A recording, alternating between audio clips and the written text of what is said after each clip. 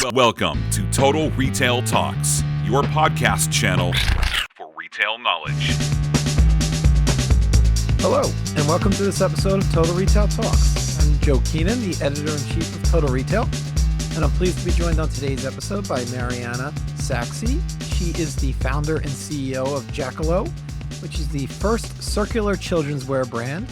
We're going to talk to Marianna all about Jackalo, its origin story, a little bit about the growth of the brand, where it's at today, a little bit about what is to come in the future from Jackalo. So we're going to really get to learn about the story of that brand. So Marianna, I'm excited to talk to you, and thanks for taking the time to join me today. Thanks for having me, Joe. So let's get right into it. For those in the audience that might not yet be familiar with Jackalo, can you give us a little bit of an overview of the brand? Yeah, so Jackalo is a circular and sustainable children's wear brand. And what I mean by that is that we design all of our clothes to last through multiple kids. And we use sustainable materials in the clothes like organic cotton or linen or dead stock organic fabric. And I can explain what dead stock is a little bit later. And then we include features that allow the clothes to last longer for active kids. So things like reinforced knees, elasticated waistbands, and a little extra length in the leg allows kids to wear the clothes longer. And when the kids outgrow the items, we then buy them back to be renewed and resold or responsibly recycled. So our goal is really to keep kids' clothes out of the landfill by making it really simple for parents to make a choice that's better for their families and for the environment along the way. So as I noted at the outset, you're the founder of the company. So tell me a little bit about, one, when you launched the company, and then two, what was the story behind it? What was your inspiration for starting Jackalo? We launched the company in the US in 2020. Before that, I was kind of in a beta phase in the Netherlands where I was living at the time. I started the company because of a need I saw in my own family. I have active kids, and when my older son was about 4 years old, we noticed that we weren't really getting hand-me-downs anymore. And in particular, we were not getting any pants. And no matter, like I would look for kids' pants at thrift stores and things like that. And really, there wasn't much available for older kids. For babies, there's tons of stuff. But for kids about 4 years and up, the selection really dries up. And I found that some of the more durable pants that were on the market, he really didn't like them. He found them very uncomfortable. Many of those items were really not sustainable. And I felt like there was really a hole in the market, that we needed a product that was longer lasting, comfortable, and sustainable. And I didn't see anyone in the fashion space creating anything like that. And so I figured, why not be the one to really try it and see if we can make a product that's better and then make a system that's better too, so that it's really easy for parents to know exactly what to do with the clothes once they're outgrown. So like many founder stories, comes back to like a personal conundrum or challenge that you had. I want to learn a little bit about you. Did you come from a retail background or a product design background? Was retail and digital commerce completely foreign to you at the moment? Yes and no. So I Okay. have a very mixed background that makes me a bit of an unusual founder, but the right founder for this type of work. So I grew up in a household where craft was a part of regular life, and I learned to sew and knit at a very young age. And I started sewing clothes when I was a teenager. I even sewed my high school graduation dress. I kept that up as a hobby for a very long time and was often starting little cottage businesses, making things on commission and things like that. Not something that I saw as my core area of work, though. My professional background was in public health and social work with a specific focus on communications. And so on the communication side, I spent a lot of time learning how to talk about different health interventions online. And that digital communications, of course, became the backbone of everything I built out on the e-commerce side for my business. And so really the business is blending these kind of two areas of interest for me in a way that is creating a product that fills a hole and is doing something good for the environment. So I want to stay in the early days of Jackalo, and circularity has really been core to the business really from day one.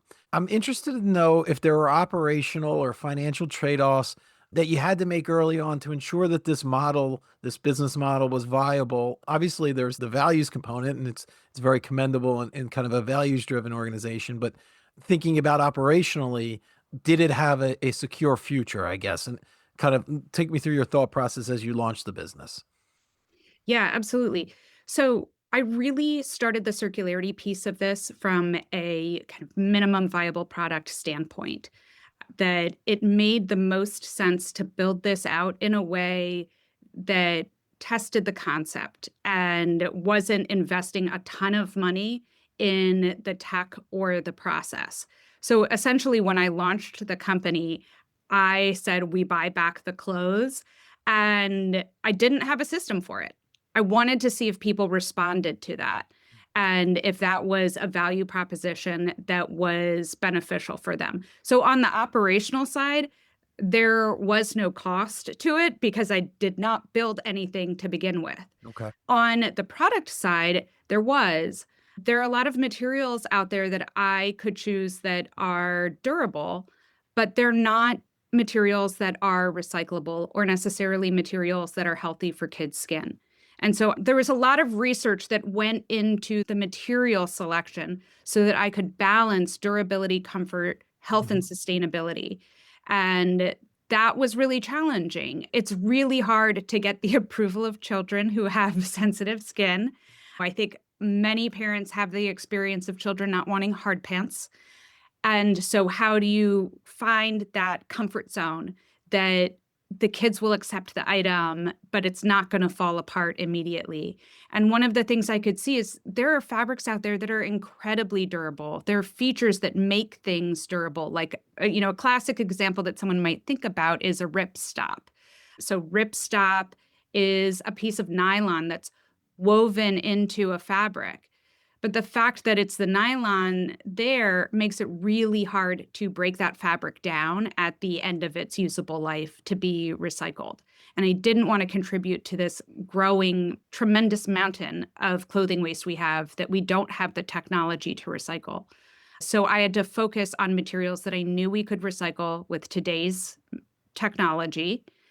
And for me, ideally, I really wanted to see things that could be compostable at the end of their usable life. And so by sticking with natural fibers, we know that they are largely compostable at the end of their usable life.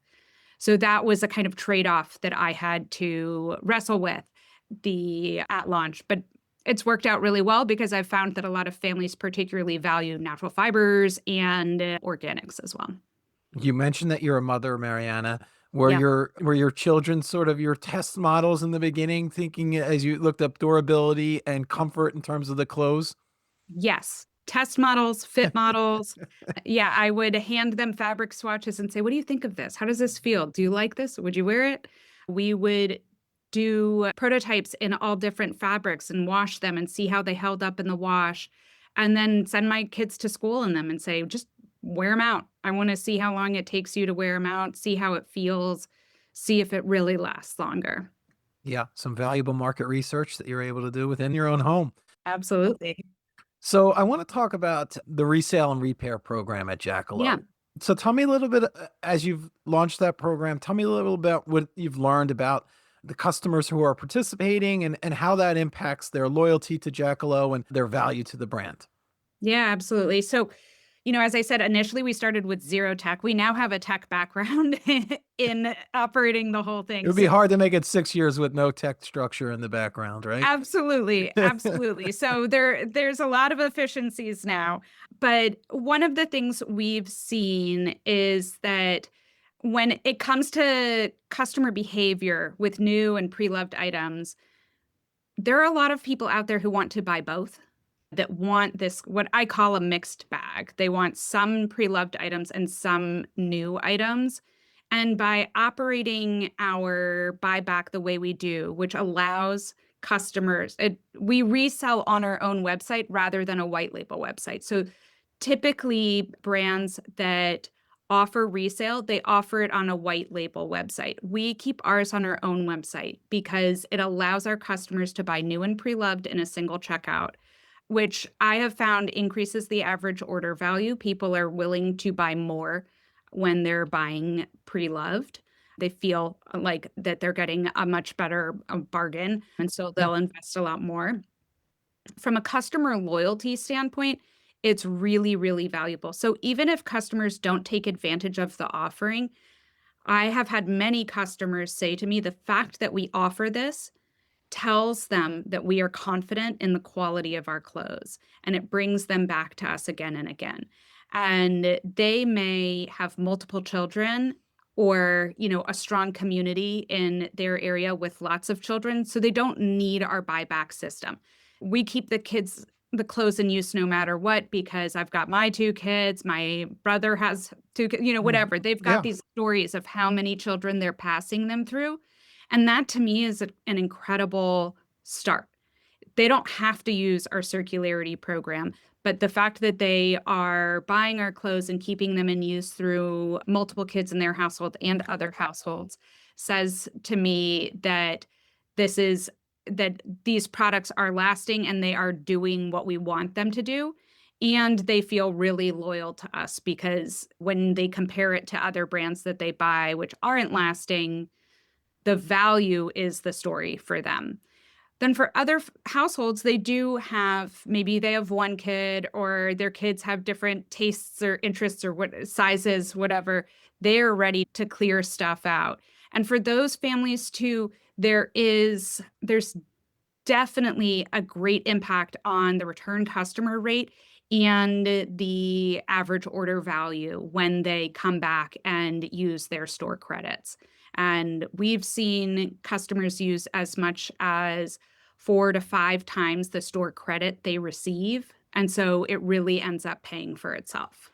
Yeah, and to your point, just the existence of the resale program creates a level of trust, I would imagine, among the consumers that you're serving, and then consumers are only gonna be loyal to the brands that they value and trust, so you've created that relationship with them. Yep.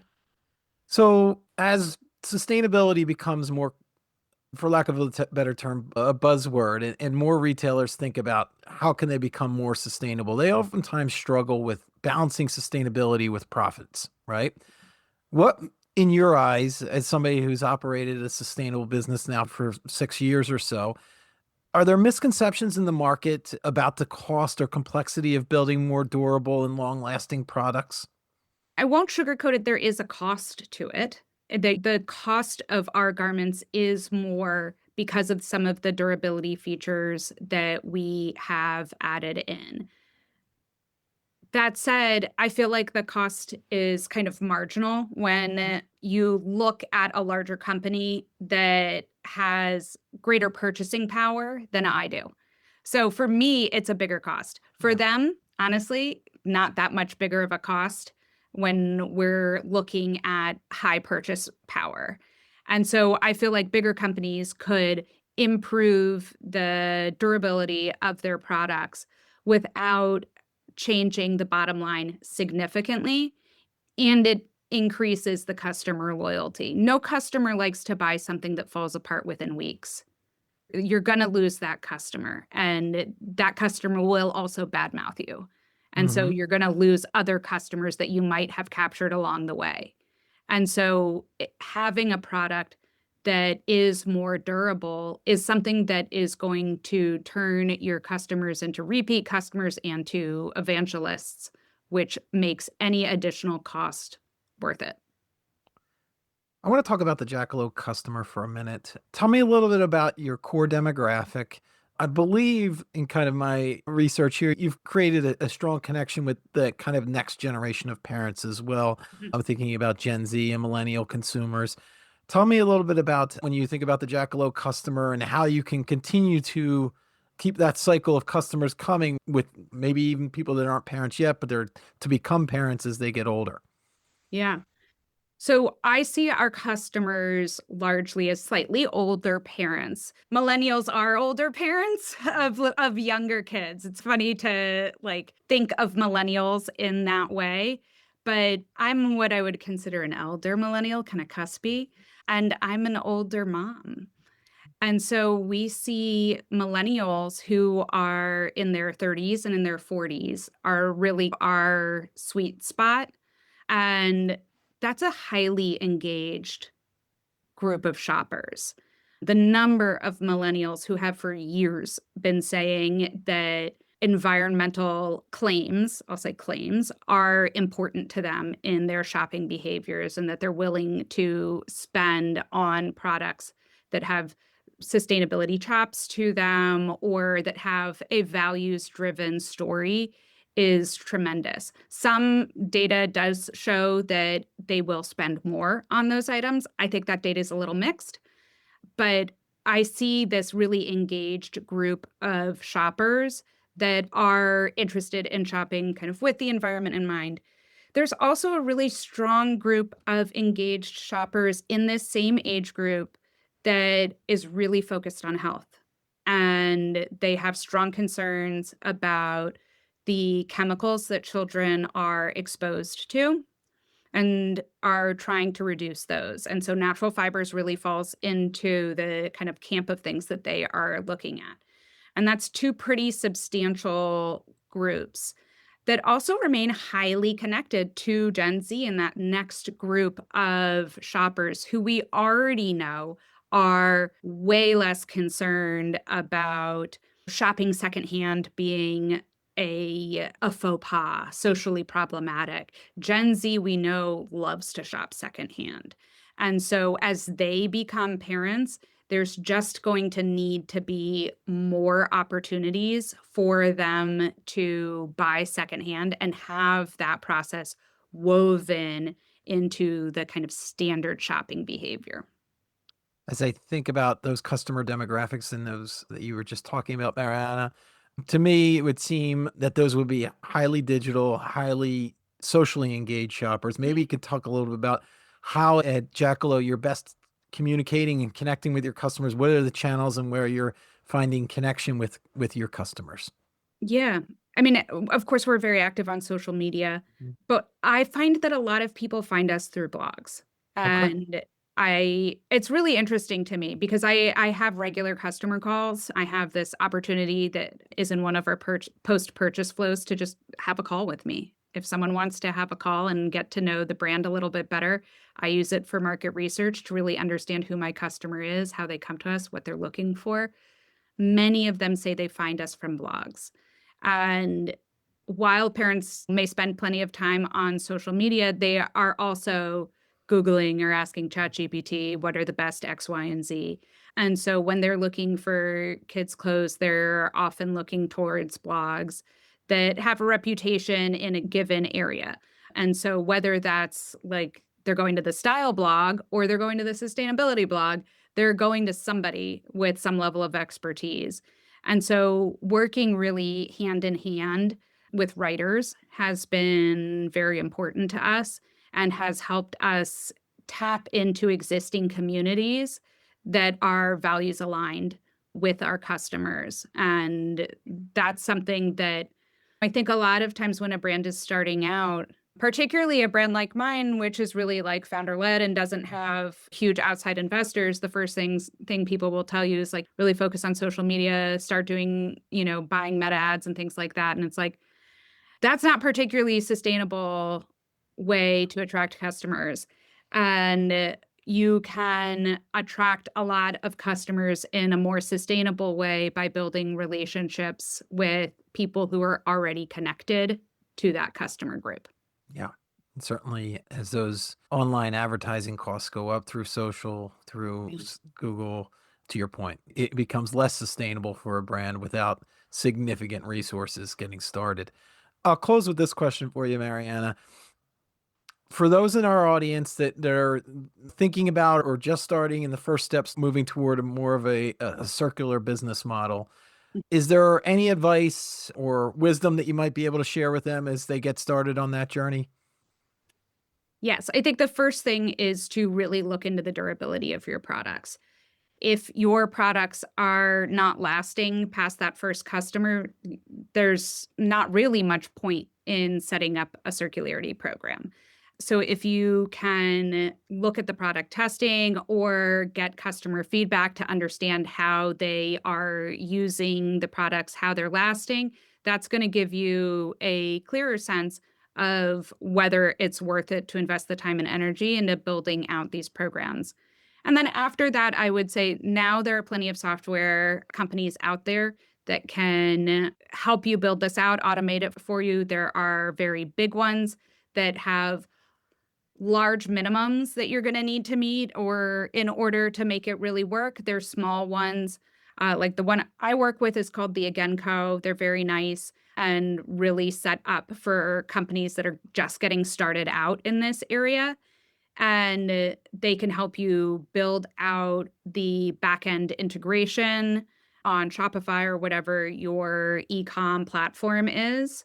And then you have to decide what you want that program to actually look like. There are plenty of programs out there that are peer-to-peer. There are programs where you take the products back and you handle all of the renewal and resale on a white label site or on your own website. Or you may choose to not own it yourself at all, but still participate in it. We're seeing larger resale companies like Poshmark have contract resellers. And lots of brands are using those contract resellers to sell their new with tags items that aren't moving at a discounted price without diluting their kind of brand economics, without making their website look like they're discounting things too heavily. Yeah. There's no reason you can't do that with resale items and facilitating that and still getting a cut of the business yourself. So from a financial standpoint, I think there's a ton of opportunity for brands to own resale and keep some of that money staying within the business and helping to support the business. There are lots of ways to do that, whether you build it out on your own platform or whether you hire someone to do it through a separate platform like Poshmark. So as we see the continued growth in the resale market, some great things to think about there, as Marianna shared, coming from an expert, somebody that has led and run a business in the resale market. I want to take the opportunity to thank Marianna Sachse, again, the CEO and founder of Jackalo, for joining us on this episode of Total Retail Talks. Thanks for the time, Marianna. I really enjoyed speaking with you. Thanks, Joe. I appreciate the opportunity. Thanks for listening. For more information on this podcast, please check out our podcast channel page at mytotalretail.com/podcasts for show notes.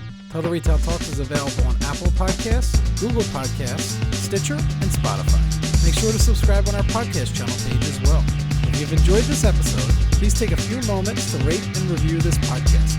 Thanks, and until next time, this has been Total Retail Talks.